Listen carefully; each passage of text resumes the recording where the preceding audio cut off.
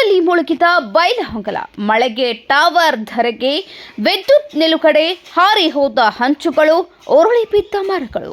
ಹೌದು, ಬೈಲಹೊಂಗಲ ಸಮೀಪದ ಬೈಲವಾಡ, ಸಾನಿಕೊಪ್ಪ, ಸಂಪಗಾವ, ಎಂಕೆ, ಹುಬ್ಬಳ್ಳಿ, ಸಂಗೊಳ್ಳಿ ಸೇರಿ ಸುತ್ತಲಿನ ಗ್ರಾಮಗಳಲ್ಲಿ ಭಾರೀ ಪ್ರಮಾಣದ ಮಳೆ, ಗಾಳಿಗೆ ಜನಜೀವನ ಅಸ್ತವ್ಯಸ್ತಗೊಂಡಿದೆ. ಕಾದ್ರೋಳಿ ಗ್ರಾಮದಲ್ಲಿ MEN 110 kV ವಿದ್ಯುತ್ ಟವರ್ ಧರೆಗುರುಳಿದ್ದರಿಂದ ಬೈಲಹೊಂಗಲ ಪಟ್ಟಣ, ನಾಗನೂರು, ಒಕ್ಕುಂದ, ನಯಾನಗರ, ದೇವಲಾಪುರ, ಅಮಟೂರ, ನೇಕಿನಹಾಳ, ಸಂಪಗಾಂವ್, ಮುರುಗೋಡ ಭಾಗದ ಸುತ್ತಲಿನ ಗ್ರಾಮಗಳಲ್ಲಿ ವಿದ್ಯುತ್ ನಿಲುಗಡೆಯಾಗಿದ್ದು ಜನತೆ ಕತ್ತಲಲ್ಲಿ ಕಾಲ ಕಳೆದರು. ಬುಧವಾರ ಮಧ್ಯಾಹ್ನದವರೆಗೆ ವಿದ್ಯುತ್ ನಿಲುಗಡೆ ಮುಂದುವರಿಯಲಿದೆ.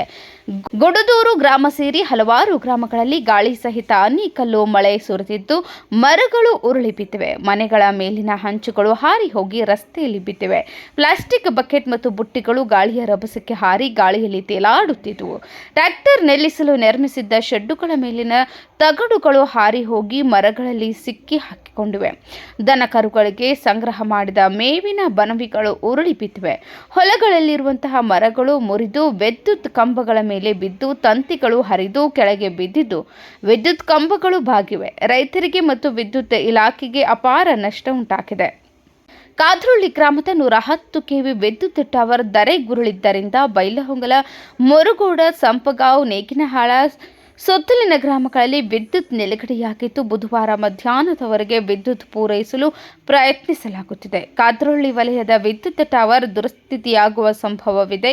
ಆದಾಗ್ಯೂ ತಿಗಡಿ ಲೈನ್ ಪಡೆಯುವ ಯೋಜನೆ ರೂಪಿಸಲಾಗಿದೆ.